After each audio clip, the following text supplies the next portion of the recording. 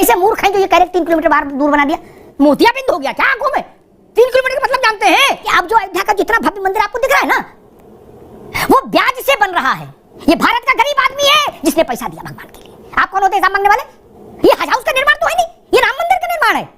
जिसकी बात कह रहे हैं अवधेश जी, वो हमारे घर के बगल में बना है। हमको मालूम है जन्नत की हकीकत क्या है मुफ्ती साहब, दिल को बहलाने के लिए गालिबी ख्याल अच्छा। राम से टकराने की कोशिश मत करे कोई, और ये फर्जी मुद्दे मत उछाले। भाइयों का राम राम। दोस्तों स्वागत है द भारत डिबेट शो में। दोस्तों आज का डिबेट काफी शानदार होने वाला है, इसलिए आप लोग से अनुरोध है कि डिबेट को अंत तक देखिए। आज के डिबेट में कांग्रेस के प्रवक्ता मुन्ना खान की अच्छी सी कुटाई हुई है, क्योंकि कांग्रेसियों का कहना था कि राम मंदिर में जितने लागत लगे उसका हिसाब हम लोगों के पास क्यों नहीं दिया। इस पे अमिताभ अग्निहोत्री सर ने किस तरह से कांग्रेसियों की कुटाई की है, सो आप लोग डिबेट को खुद से ही देखिए। चलिए शुरू करते हैं।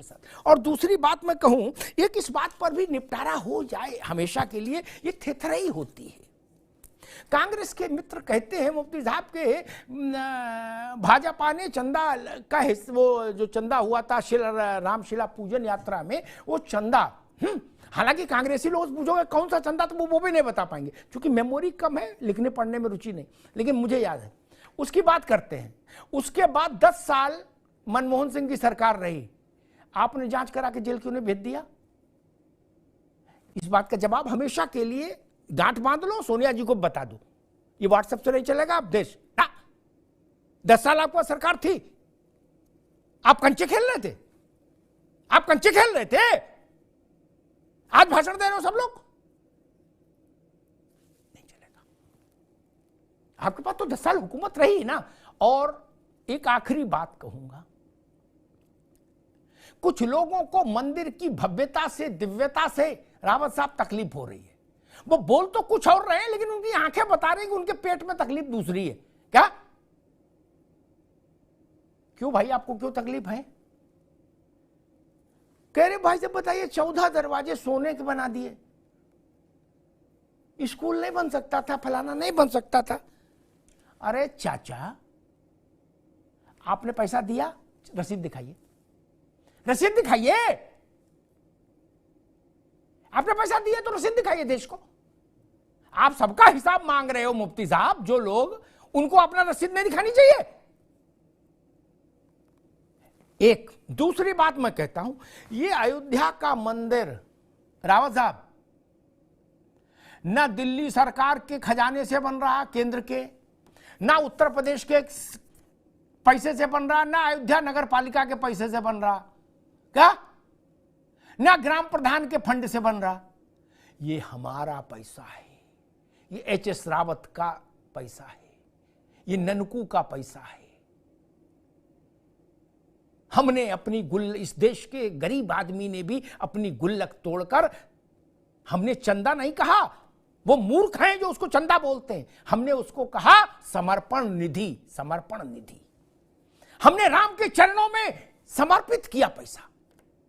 और मुझे बताते हुए गर्व है मुफ्ती साहब कि उतना पैसा आ गया, रावत जी ये जानकारी भी दे दूं, उतना पैसा आ गया कि अब जो अयोध्या का जितना भव्य मंदिर आपको दिख रहा है ना, वो ब्याज से बन रहा है।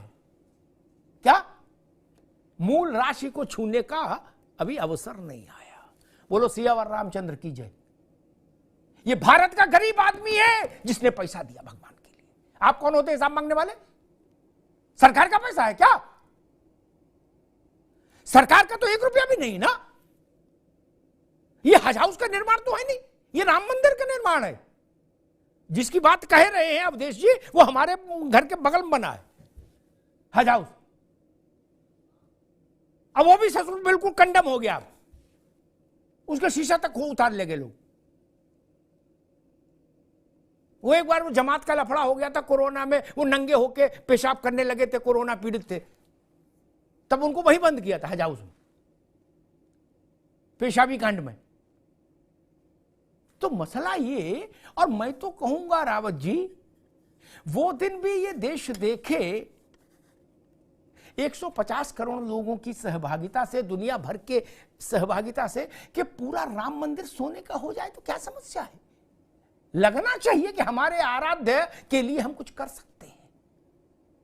किसने मना किया हेमंत सोरेन को स्कूल और अस्पताल खोलने के लिए? किसने मना किया नीतीश बाबू को अस्पताल खोलने के लिए? खोलिए ना अपने अपने राज्य में। हमको मालूम है जन्नत की हकीकत क्या है मुफ्ती साहब, दिल को बहलाने के लिए गालिबी ख्याल अच्छा है, करना धरना कुछ नहीं, गाल बजाना इधर का उधर इधर का उधर। 90 दिन के भीतर चुनाव है। कम से कम अखिलेश यादव को मैं देख रहा हूं, वो कोई ऐसी बात बोलने से बच रहे हैं जो तनाव पैदा करे। उतनी समझदारी तो है। गांधी परिवार को मैं देखूंगा, एक उछालता हूं कसौटी। गांधी परिवार ने बड़ी लंबी चिट्ठी जारी की थी कांग्रेस ने कि हम क्यों नहीं आ रहे अयोध्या। मुफ्ती साहब, अगर साहस है तो लोकसभा चुनाव में वोटिंग तक इसी बात पर टिके रहिए, अयोध्या मत जाइएगा, हम भी मान लेंगे। क्या सोनिया जी, प्रियंका, राहुल गांधी कोई फिर अयोध्या ना आए वोटिंग तक, इतना साहस है? मेरी समझ कहती नहीं है आएंगे।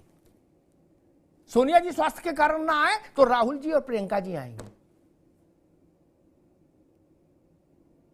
खड़गे जी भी आएंगे पीछे पीछे। आप भाजपा से लड़ सकते हैं मुन्ना खान साहब, राम से नहीं। राम से टकराने की कोशिश मत करे कोई, और ये फर्जी मुद्दे मत उछालें कि दूर बनी मंदिर के पास बना। जिनको ABCD नहीं पता, अयोध्या का आ नहीं पता, अयोध्या का खसरा नहीं जाने, खतौनी नहीं जाने, 3 किलोमीटर की बात के मुफ्ती साहब, आप तो आलिम आदमी, आपके लिए एक बात कह देता हूं, बाकी के लिए नहीं, आपके लिए 1 किलोमीटर में लगभग 250 एकड़ हो जाते हैं। क्या 3 किलोमीटर का मतलब 750 एकड़?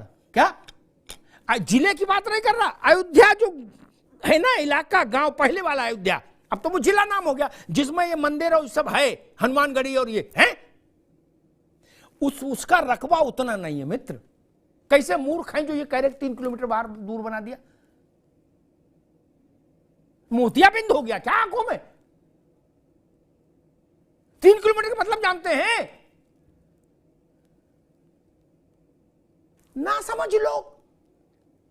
इसीलिए मैंने कहा नोटी लोगों के चक्कर में मत रहो, ये नोटी नुकसान करा देगा, जान लो। नोटी से दूरी बनाओ, आंखों पर भरोसा करो, सुनी सुनाई पर नहीं। मैं कहूंगा कि सोमवार को भारत के लिए ही नहीं, विश्व के लिए, मानवता के लिए एक नया सूर्योदय है। राम के आदर्श, राम सबके हैं। मैं राजनीतिक आदमी नहीं, इसलिए राजनीतिक टिप्पणी में नहीं कह रहा राम सबके हैं, सबके हैं राम। और राम के आदर्शों से कौन ना इत्तेफाकी कर सकता है? वो किसी धर्म का मानने वाला हो, राम के जीवन से, उनके आदर्शों से किसको द्वेष हो सकता है? मूर्ति कौन सी है, उस चल मूर्ति का क्या होगा, अचल मूर्ति का क्या होगा, उत्सव मूर्ति का क्या होगा? सारे लोगों को देश में कर्मकांडी नहीं बनना चाहिए। ये काम कर्मकांडी लोगों के लिए ही छोड़ दीजिए। रावत जी ठीक कहा ना? दोस्तों, इन जैसा लोग हमेशा डिबेट में आते हैं, उल्टी पुल्टी बहस करके अपना मुंह खा के निकल जाते हैं। आई होप कि आज का डिबेट आप लोग को पसंद आए। अगर पसंद आए तो एक लाइक एंड चैनल को सब्सक्राइब कीजिए। साथ में आप लोग कमेंट बॉक्स में अपनी राय जरूर बताएं। चलिए मिलते हैं कोई नेक्स्ट डिबेट में, तब तक के लिए जय हिंद, जय भारत, वंदे मातरम।